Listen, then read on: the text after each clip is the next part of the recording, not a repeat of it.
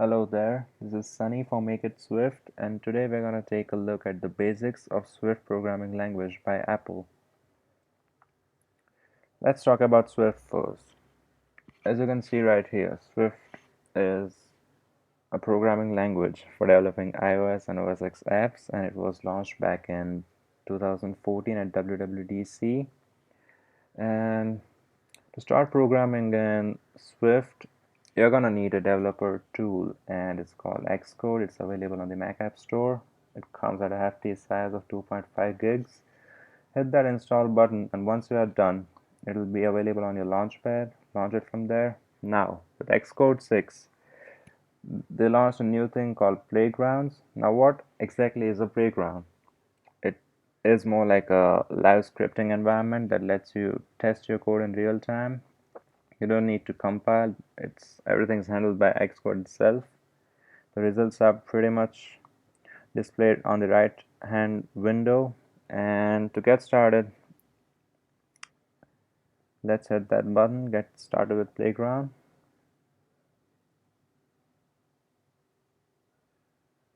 Next thing it's gonna ask is the file name that you might want to keep. Let's name it my playground. Let's keep it this way, 1.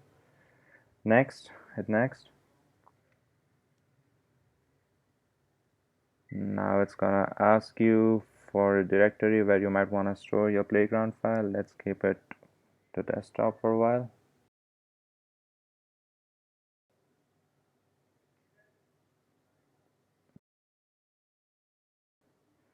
Alright, so as you can see, playground, it says a place where you can play. Yeah, it does help you test out your code before you actually implement in your apps.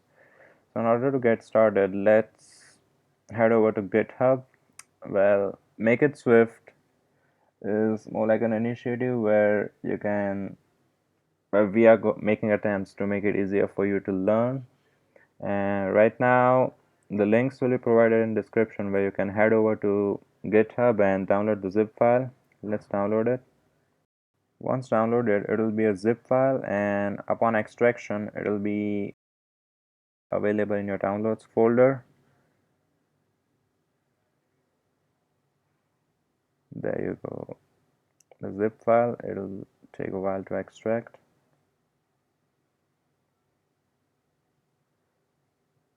Right. I'm gonna let it work.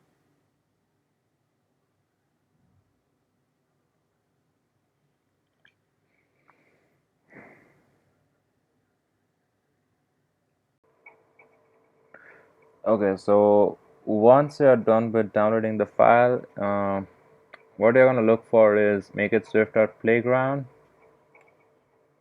It'll ask you if you are sure you want to open the file because it's downloaded from the internet. Okay, it's completely safe. Come on. So there you go. Now here, what I've done is to explain the code to make it less kind of verbose. I've set up the code, and to describe it, I've used comments. It's not too much of code right here, but I've made the best of my attempts to keep it simple to understand. So okay, let's get started. So here it says string is a set of characters. You all might know that.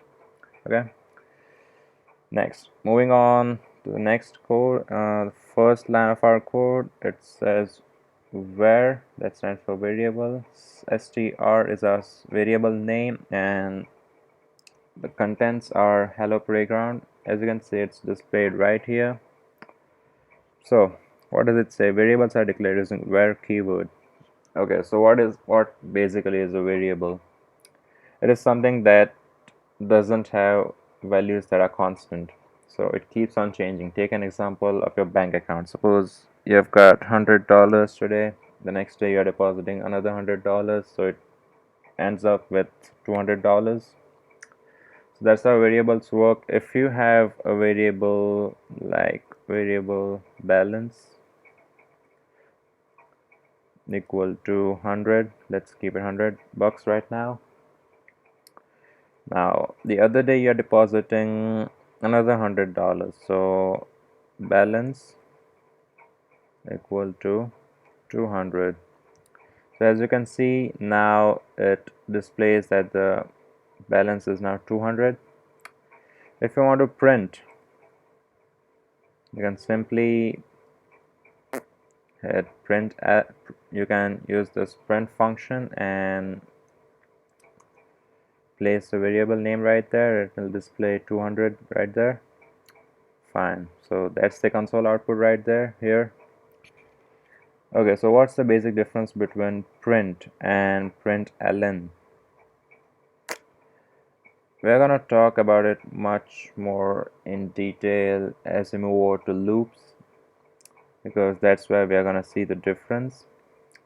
Right now, let's keep it simple and say print is to print the variable value or a constant value and not to set the pointer to a new line, and println pretty much sets it to a new line.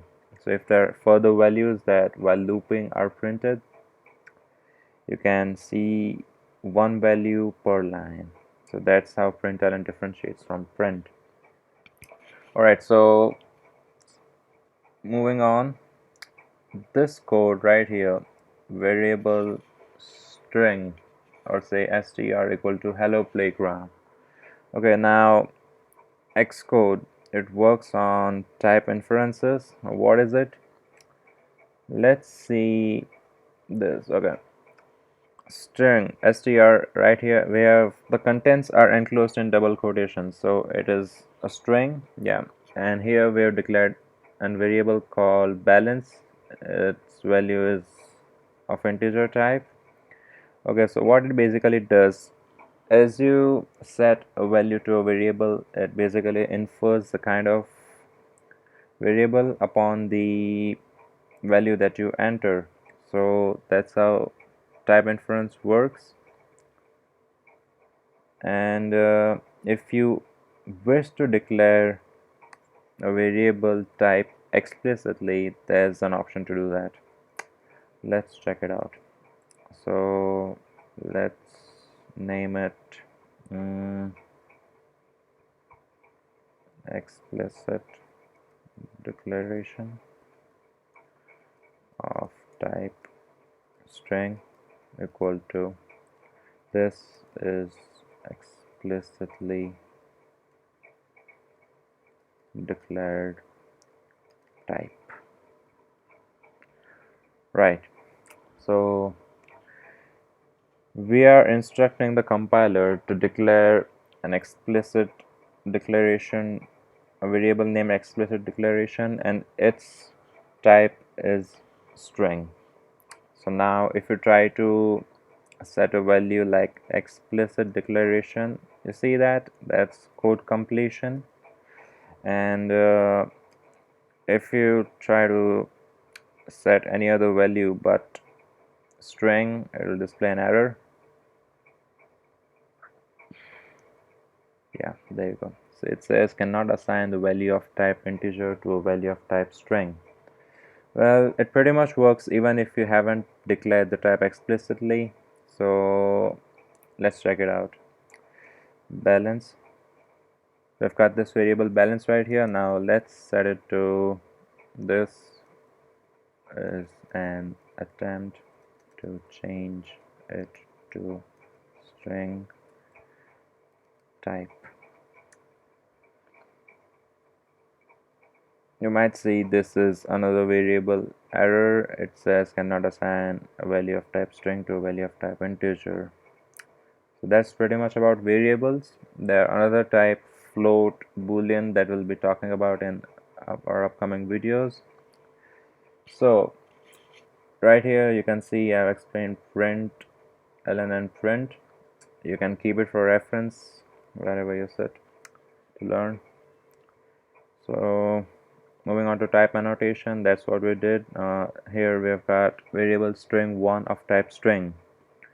So the colon, basically what it does, it's more like it indicates of type. So if we are supposed to convert this code into a statement, so it goes like declare a variable named str1 which is of type string, and its value is, as you can see, the one in red. This is explicit declaration of data type. Okay, so if you end up in having a case where you just wish to declare a variable and you're not sure about the value, so what you're gonna do here, I have created another str2 variable, and this of type string. Well, you need to declare the type of variable if you are doing it this way. So here I have declared this code and it is of type string. Yeah, so str2 equal to value is assigned later, type annotation is necessary. Yeah, it is.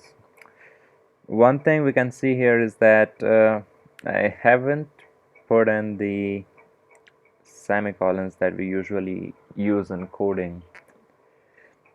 Now in Swift it's not necessary unless you are sticking to writing your code in a single line.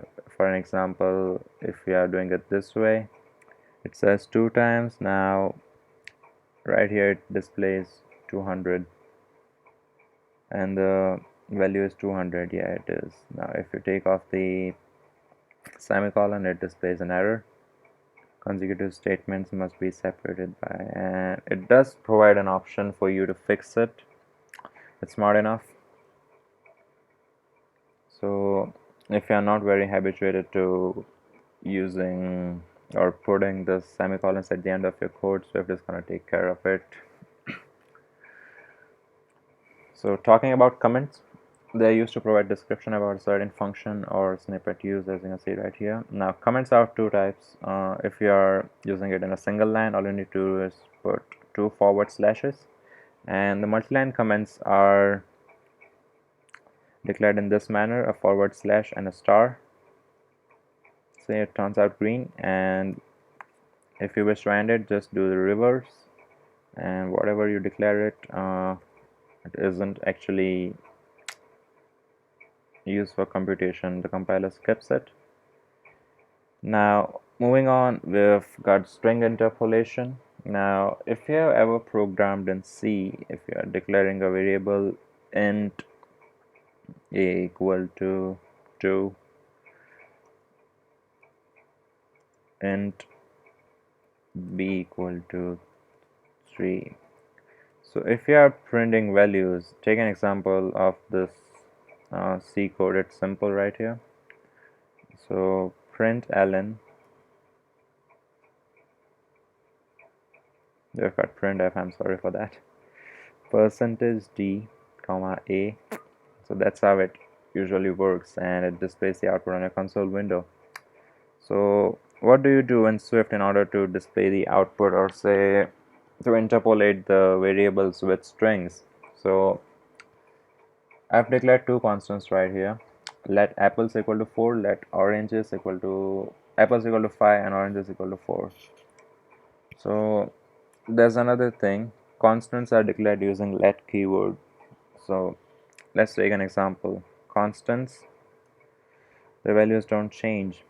So if I've declared apples right here and the value is 5, now if I try and change it to 7, it'll display an error. It says cannot assign let value apples.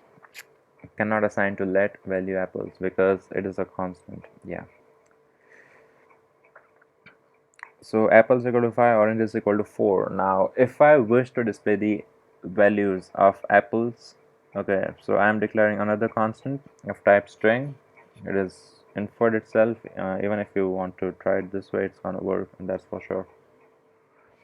If I have 5 apples, so I need to display, I have now 1 backslash, and inside the bracket we are gonna keep the variable name. It does support code completion, I guess. No, let me see. No completions. Alright, so if it's a variable name, it'll variable or constant, it's gonna change the color. And I have 5 apples, let I have oranges equal to I have backslash inside the bracket, variable name, and then oranges. So what's the benefit of this? Now here if I change the code and make it 6, So right here it changes and it says I have 6 oranges.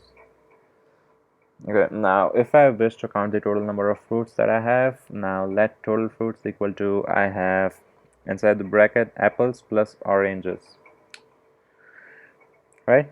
So it sums it out right here. It adds the values of the variables and it says I have 10 fruits.